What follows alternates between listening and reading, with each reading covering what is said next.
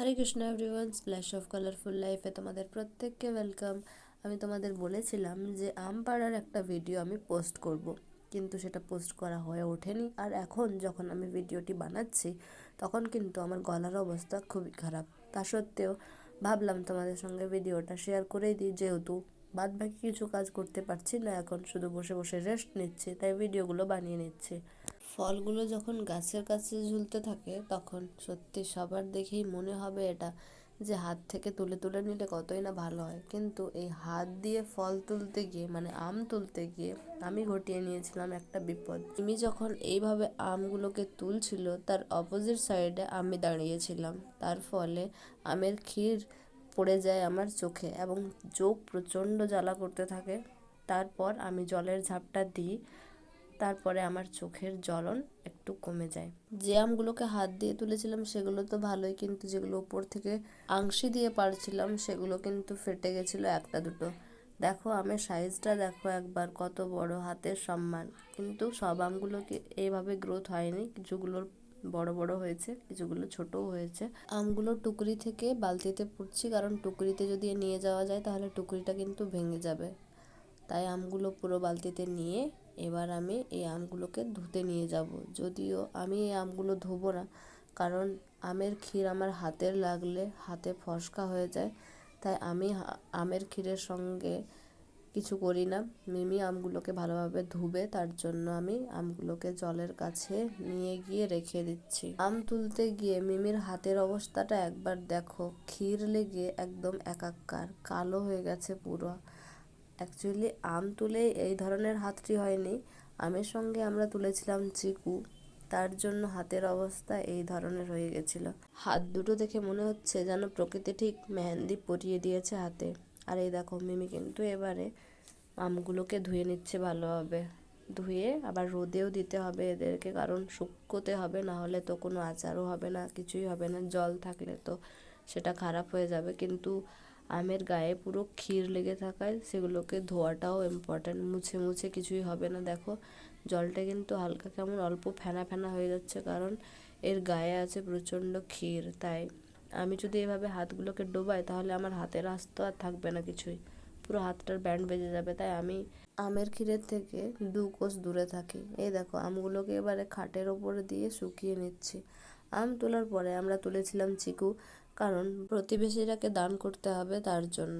কারণ ওদের বাড়িতেও যখন কোনো কিছু নতুন জিনিস হয়ে থাকে তারাও আমাদের বাড়িতে দিয়ে যায়। তাই ভাবা হলো যে এবার চিকু তুলে পাকিয়ে তারপর সবাইকে দান করতে হবে, তার জন্য আজকে আমের সঙ্গে সঙ্গে তোলা হলো চিকু।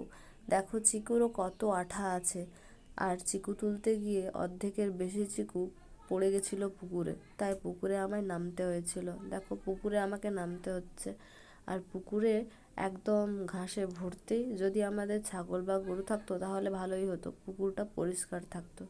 পুকুরে নামতে গিয়ে চোখে পড়লো এক অদ্ভুত ফল, যে ফলটা আমি আগে কখনোই দেখিনি। এইগুলো হচ্ছে জংলি আর আগাছা, যেগুলো পুকুরে ভরে ছিল প্রায়। গাছের মধ্যে প্রত্যেকটা গাছে জড়িয়ে জড়িয়ে উঠেছিল। তাই দেখো এদেরকে ফাটিয়ে দেখলাম এর ভেতরে কি থাকতে পারে। দেখলাম ভেতরে ছিল কিছুগুলো বীজ, যে বীজগুলো দিয়ে এরা নিজেদের বংশকে পুরো বাড়িয়ে থাকে।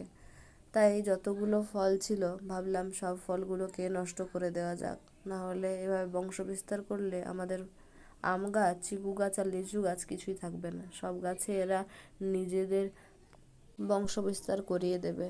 তার জন্য সব বীজগুলোকে আমি ফাটিয়ে যখন ওখান থেকে বেরিয়ে আসছি, তো ভাবলাম যে তোমাদের পুকুরটা একটু দেখিয়ে দিই। দেখো কত ঘাসে ভর্তি, আর ঘাস তার সঙ্গে পুকুরের গায়ে যে লতের মতো দেখছো সেগুলো কিন্তু আগাছা লতা। এগুলো কোনো কুঁদরি বা ঝিঙ্গের লতা নয়, এগুলো এমনি আগাছা লতা। আর পুকুরটা দেখো চার সাইডে খালি আর খাঁ খাঁ করছে, কারণ পুকুরে শুধু বর্ষা আর শীতকালেই জল থাকে, তাছাড়া অন্য সময় এখানে জল থাকে না। পুকুরটা বাড়ির তুলনায় অনেকটাই ঠান্ডা, তাই এখান থেকে বেরিয়ে আসতে ইচ্ছে করছিল না। আর পুকুর পাড়ে রয়েছে অসংখ্য নিম গাছ, দেখতে পাচ্ছ কত নিম গাছ। পুকুর থেকে ওপরের দৃশ্যটা দেখতে কেমন লাগে সেটাই তোমাদের দেখালাম। পুকুর থেকে উপরে উঠে আসবো ঠিক সেই সময় নজরে পড়লো এই লাল রঙের, এটাও কিন্তু এক ধরনের আগাছা ফল। দেখে কিন্তু মনে হবে খেতে কেমন হয় দেখি একটু, কিন্তু না, আমি জানি না যেহেতু এই ফলটা কেমন বা কি, তাই মুখে দিলাম না। তারপরে নজরে পড়লো ঘাসের মধ্যে লুকিয়ে রয়েছে আরও একটা আঙ্গুরের গুচ্ছা টাইপের এক ধরনের ওই সেম ফল। তারপরে আমি চিকুগুলো কুড়িয়ে ওপরের দিকে রওনা দিলাম। যদিও পুকুরটা ভালোই লাগছিল, ঠান্ডা ঠান্ডা, কিন্তু ওপরে তো যেতেই হবে। ওপরে গিয়ে দেখি মিমি কি কাণ্ড করেছে, এত চিকু তুলেছে ধারণার বাইরে। অনেক চিকু, দেখতে পাচ্ছ তোমরা? চিকুর সাইজটা একবার দেখো কত বড়। এই ধরনের বড় বড় চিকু হয়ে থাকে, কিন্তু আজকে তুলে দেওয়া হলো কারণ সবাইকে তো দিতে হবে। পরে তোমাদের একটা ভিডিওতে দেখাবো যে চিকুগুলোকে কিভাবে পাকালাম এবং কিভাবে সেগুলোকে প্রত্যেকের বাড়িতে পৌঁছে দিয়েছিলাম। এই চিকুগুলোকে বাড়িতে আমরা পাকিয়ে নিয়েছিলাম, কারণ অনেকেই জানে না যে এগুলোকে কিভাবে খেতে হয়। যদি আমরা কাঁচা চিকু কাউকে দিয়ে দিতাম তাহলে কিন্তু তারা কাঁচা অবস্থায় চিকুকে মুখে নিয়ে নিত। এই জন্য বাড়িতে আগে পাকিয়ে নিয়েছিলাম। তারপরে আম তুলে নেওয়ার পর দেখতে পেলাম এক জায়গায় পড়েছিল একটা পাকা আম। আমাদের গাছের আম কিন্তু পাকতেও শুরু হয়ে গেছে প্রায়। যেগুলোতে একটু দাগ লেগে গেছে সেগুলো আগেই পড়ে যায়। আর এই দেখো টুকরি ভরে আমরা কিন্তু তুলেছি চিকু, এগুলোকে এরপরে পাকাবো। চিকু খেতে তো অনেক মিষ্টি, কিন্তু অনেক কষ্টও করতে হয়। দেখো মিমি এখানে চালের মধ্যে সব চিকুগুলোকে রেখে নিচ্ছে, তারপরে চিকুগুলোর ওপরে চাল দিয়ে আরেক লেয়ার ঢেকে দিচ্ছে। তাই আমরা এখানে চালের মধ্যে সব চিকুকে রেখে দিয়ে তারপর ভালোভাবে তার ঢাকনাকে বন্ধ করে দিচ্ছি। তুমি যদি আমার চ্যানেলে নতুন হয়ে থাকো তাহলে চ্যানেলটিকে সাবস্ক্রাইব করে নিও আর পাশে থাকা বেল আইকনটিকে ক্লিক করে দিও। আজকে তাহলে আসি, দেখা হবে অন্য কোনো ভিডিওতে। হরে কৃষ্ণা।